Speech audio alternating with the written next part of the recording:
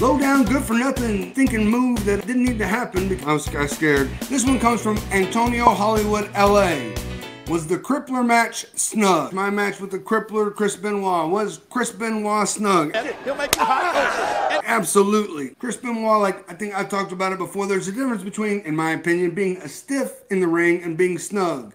If you're stiff, you might hurt someone, and it kind of has the connotation of being reckless.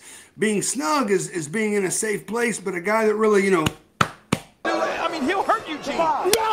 And then that'll be the proof that Triple H and Eric Bischoff have been trying to might put it laying the shots in a safe place. And without a doubt, Chris Benoit was definitely snug. When I wrestled him as Nick Dinsmore for Ohio Valley Wrestling's Christmas Chaos, we were both snug on one another. Chops were flying, sweat was flying. I mean, it was an aggressive match. When I wrestled Chris Benoit on Monday Night Raw, Eugene against Chris Benoit for the World Heavyweight title, that match was snug. We were beating the bejesus out of one another.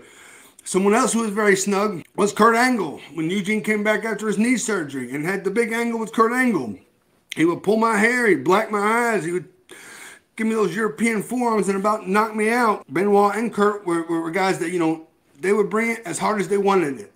They wanted it just as hard as they gave it. So there wasn't a thing where they would hit you with a chop and then not want to be chopped back. I mean, these guys were in-depth in the business and wrestling hard each and every night. Third person that was pretty snug happened early in my career. This is when I was wrestling for USWA, and unfortunately this guy passed away about a year ago, and I never really got to confront him about it, but that was Mantar. Mantar.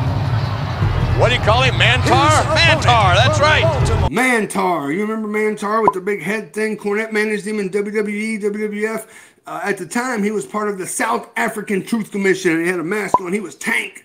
400 pounds, and I'd wrestled Tank for USWA once, and he worked with me well. I think I was 21 years old, 20 years old. I was 190 pounds, 200 pounds, and he was 400 pounds. But then the last match in USWA, the promoters wanted them to lose to a tag team of myself and Flash Flanagan. And me being the smallest guy, I pinned Tank, and I don't know if he held that against me or against the Booker promoter, who was Mike Samples at the time.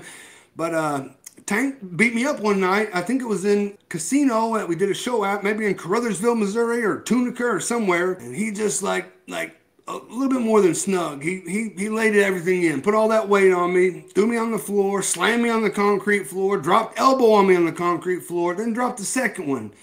And ever since that second elbow, I've had an issue with my back. It's hurt me ever since then. So that night, USWA, Nick Dinsmore got beat up by Mantar, and I never got a chance to tell him that I thought that was a low down, good for nothing, stinking move that didn't need to happen because I was no threat to him. He was going on to WWE after that. He was going on to Monday Night Raw the next Monday, and he beat up me for whatever reason. Unfortunately, the guy's passed away. I didn't get to confront him, but I think he's a chicken shit, no good motherfucker, Mantar.